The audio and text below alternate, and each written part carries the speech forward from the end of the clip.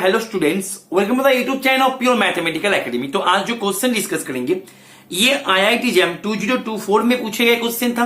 Question पूछा गया था लीनियर अलजेब्रा से। क्वेश्चन नंबर था 45 एंड क्वेश्चन की डिफिकल्टी लेवल की मैं यदि बात करूं तो मैं इसको 2 स्टार से रेटिंग करूंगा आउट ऑफ 5 स्टार। ठीक है, तो क्वेश्चन का सोल्यूशन पे जाने से पहले मैंने क्वेश्चन को ऑलरेडी जूम कर रखा है। तुम क्या करो, पहले क्वेश्चन को एक बार खुद से ट्राई करो, उसके बाद ही इसका सोल्यूशन देखना। ठीक है, तो देखो क्वेश्चन में तुम्हारे पास क्या क्या इंफॉर्मेशन दे के रखे। Let P12x be the real vector space of polynomials in the variable x with real coefficients and having degree at most 12। मतलब P12x जो है, P12x के अंदर वो सभी पॉलिनोमियल्स आएगा जो पॉलिनोमियल x वेरिएबल से है एंड जो पॉलिनोमियल का कोएफिशिएंट्स जो है, कोएफिशिएंट्स आएगा रियल से एंड वो पॉलिनोमियल का डिग्री एटमोस्ट 12 तक जा सकता है। एटमोस्ट 12 तक, 12 को क्रॉस करके नहीं जाएगा। उसके अंदर जो पॉलिनोमियल आएगा, इसके अंदर जो पॉलिनोमियल आएगा उनका डिग्री जो है वो मैक्सिमम 12 तक है या फिर 12 के बराबर है।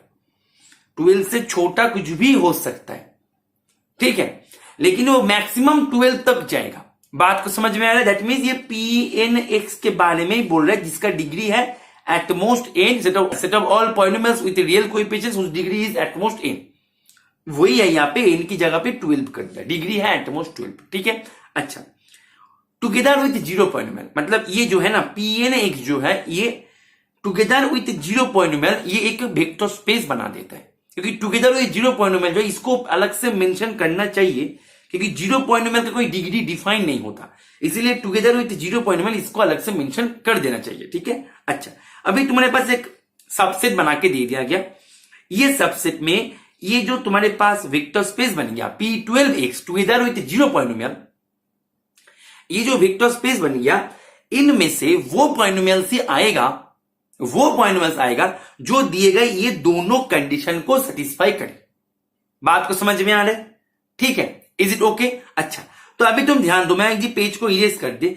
तुम मुझे एक बात बताओ कि तुम्हारे पास Pnx मतलब set of all polynomials with real coefficients and whose degree is at most n, ये पॉलिनोमियल का जो वेक्टर स्पेस है together with zero polynomial, obviously ये वेक्टर स्पेस का बेसिस क्या होता है, पहले तुम ये बताओ बेसिस क्या होता है। एकदम बेसिक चीजें मैं तुमसे पूछ रहा है कि बेसिस क्या होता है ये वेक्टर स्पेस का।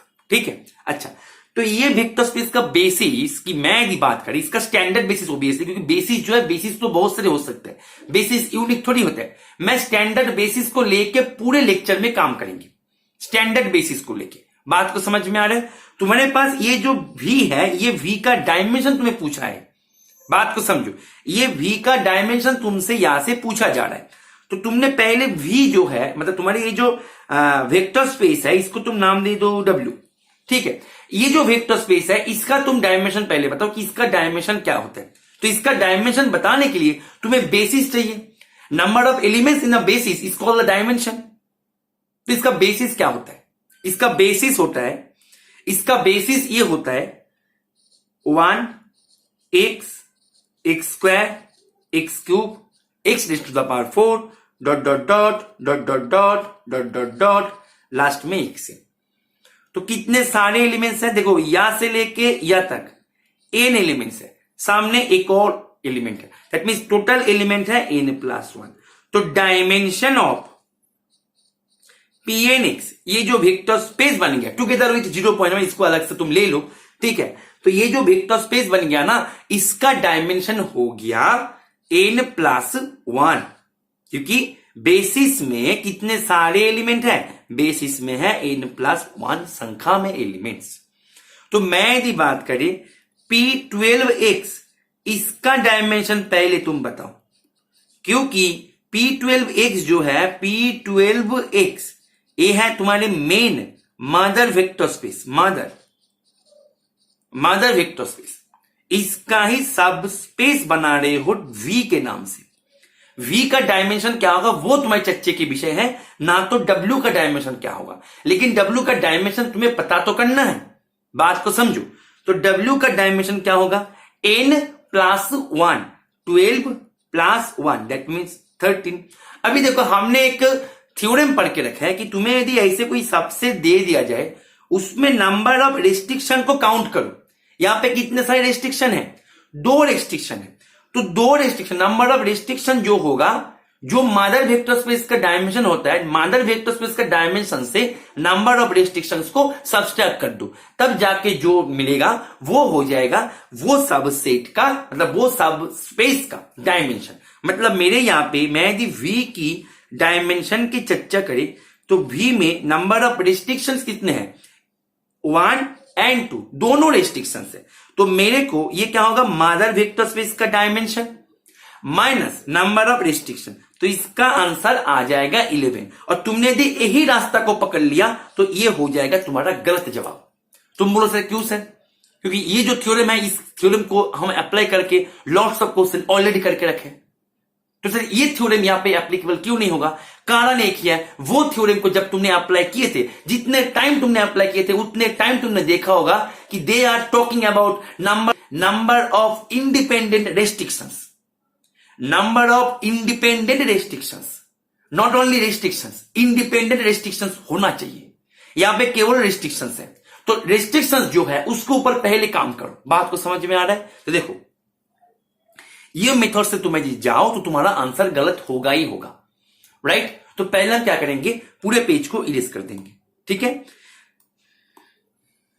देखो तो मेरे पास P12x, तो इसका मैं स्टैंडर्ड बेसिस की बात करें, इसका स्टैंडर्ड बेसिस हो जाएगा 1 x x square x cube x raise to the power 4 x raise to the power 5 dot dot dot dot dot dot dot dot dot last में x raise to the power 10 x raise to the power 11 x raise to the power 12।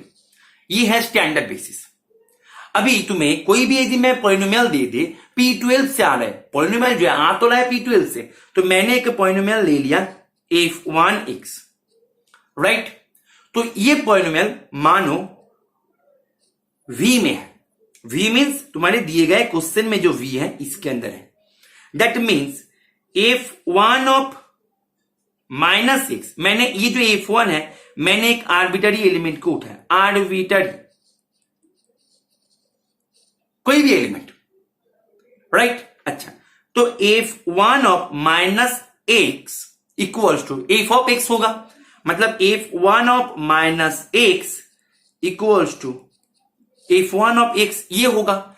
साथ में f1 of 2024 ये होगा 0 के बराबर। दोनों condition तुम्हारे पास है। अभी देखो यहां पे एक्चुअल गेम क्या चल रहा है, ठीक है? देखो तो एक पॉलिनोमियल तुमने जब ले लिया तो वो पॉलिनोमियल का लुक्स क्या होगा पहले तो ये बताओ। वो पॉलिनोमियल जो है वो पॉलिनोमियल अल्टीमेटली आ तो रहा है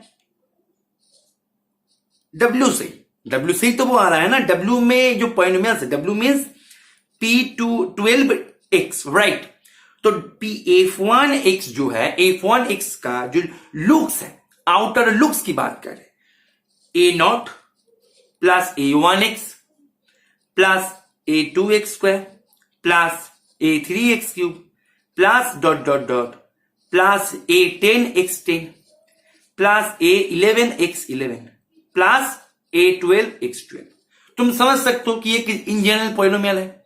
अभी इसके ऊपर ये दोनों कंडीशन को तुम्हें लागू करना है। बात को समझ में आ रहा है? बहुत ही इंटरेस्टिंग क्वेश्चन है लेकिन बहुत ही इजी भी है, ठीक है? तो that means f1 of -x equals to तुम्हें f1 ऑफ x करना है। बात को समझ में आ रहा है? इज इट ओके और नॉट? क्लियर है? अच्छा, तो f1 of -x that means a0 plus a1 -x plus a2 -x का स्क्वायर प्लस a3 -x का cube plus dot dot dot plus मैं और नहीं लिखेंगे यहां पे, तुम समझ सकते हो, इतना तो तुम समझ ही सकते हो, है कि नहीं? क्लियर है? ठीक है, तुम चाहो तो यहां पे 2-3 और लिख सकते हो, क्योंकि लिख के टाइम बर्बाद करने का मुझे नहीं लगता कोई जरूरत है, ठीक है ना? और यहां पे a0 plus a1x plus a2x² plus dot dot dot plus a12x raise to the power 12। अभी देखो ये जो लाइन है, ये लाइन में तुम ध्यान दो a नॉट की जगह पे a1 माइनस 6, तो मैं इसको माइनस ऑफ a1x लिख सकते हैं हाँ या ना, मैं नेक्स्ट लाइन पे करेंगे सुविधा होगा। तो मेरे को a नॉट माइनस a1x, यहां पे माइनस x का स्क्वायर, दैट मीन्स वो तो x स्क्वायर ही होगा, that means a2x² minus a3x³ समझ सकते हो तुम, plus a4x raise to the power 4 minus a5x raise to the power 5। मतलब जब जब जब जब तुम्हें ऑड पावर आएगा तब तब सामने तुम्हें एक माइनस आएगा। Are you getting my point? Plus plus में यहां पे माइनस होगा dot dot dot plus a12x raise to the power 12, right, equals to तुम्हारे पास यहां पे a nought plus a1x plus a2x² plus dot dot dot plus a12x raise to the power 12।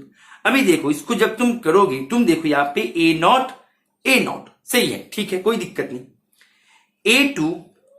a2 ये भी सही है, लेकिन दोनों इक्वेशन तो बराबर है। अभी यहाँ पे a1 के सामने एक माइनस आ गया और यहाँ पे a1 के सामने प्लस है, अभी दोनों इक्वेशन बराबर है, दैट मीन्स यहां से a1 equals to minus a1 होना ही चाहिए, अदरवाइज दोनों इक्वेशन बराबर कैसे होगा, पहले तो ये बताओ दोनों इक्वेशन बराबर कैसे होगा। बात को समझ में आ रहा है कि नहीं आ रहा है? Is it okay? क्लियर है? क्योंकि दोनों इक्वेशन तो बराबर है बोथ साइड पे, तो यदि a माइनस a1 के बराबर नहीं आता तो दोनों इक्वेशन कैसे बराबर होते? ऐसे करके तो यहां से तुम्हारे पास मिल गया a1 इक्वल टू 0, राइट। अच्छा, ऐसे करके a3, यहां पे a3 है, यहां पे माइनस a3 है, ठीक है, तो a3 equals to minus a3, तो यहां से a3 भी 0 है। दैट मीन्स तुम समझ सकते हो जितने सारे ऑड वाला सफिक्स आएगा कोएफिशिएंट में सभी होगा 0। दैट मीन्स मैंने यदि बात करें, तुम मुझे खुद बताओ 1 से लेके 12 तक कितने सारे ऑड है? 1 2 3 4 5 6 7 8 9 10 11 12, ठीक है।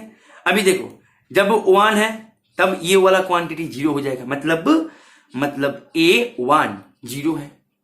ऑड में 3 a3 0 है, 5 a5 0 है, समझ सकते हो तुम, ठीक है। 7 0, ओके, 9 0 है, 11 a11 ये भी 0 है। दैट मीन्स एक बात तुम ध्यान दो, तुम्हें यहां पे ये कंडीशन को अप्लाई करने के बाद तुम्हारे पास इतना कंफर्मेशन तो मिल गया कि मैंने जो आर्बिट्ररी पॉलिनोमियल लिया था, आई रिपीट, मैंने जो आर्बिट्ररी पॉलिनोमियल लिया था f1x करके, वो पॉलिनोमियल लिया था मैंने a0 plus a1x plus a2x² plus a3x³ plus a4x raise to the power 4 plus a5x raise to the power 5 plus dot dot dot plus a12x raise to the power 12। तो ये polynomial में जो odd वाला power है, जैसे a1 की मैं यदि बात करें, देखो ऑड वाला पावर है तो a1 है 0, तो ये टर्म जो है ये पॉलिनोमियल में तो ये टर्म नहीं है, क्योंकि f1 जो है f1 तुम ले रहे हो v से, और v में रहने वाले पॉलिनोमियल ऑलवेज ये इक्वेशन को सेटिस्फाई करेगा। दैट मीन्स ये जो पॉलिनोमियल है, पॉलिनोमियल दिखने में कैसे है अभी तुम देखो, ये जो ऑड वाला है ये सभी होगा ओमिट, क्योंकि इसके करस्पॉन्डिंग जो कोएफिशिएंट है वो सभी यहां पे 0 हो गया। बात को समझ में आ रहा है?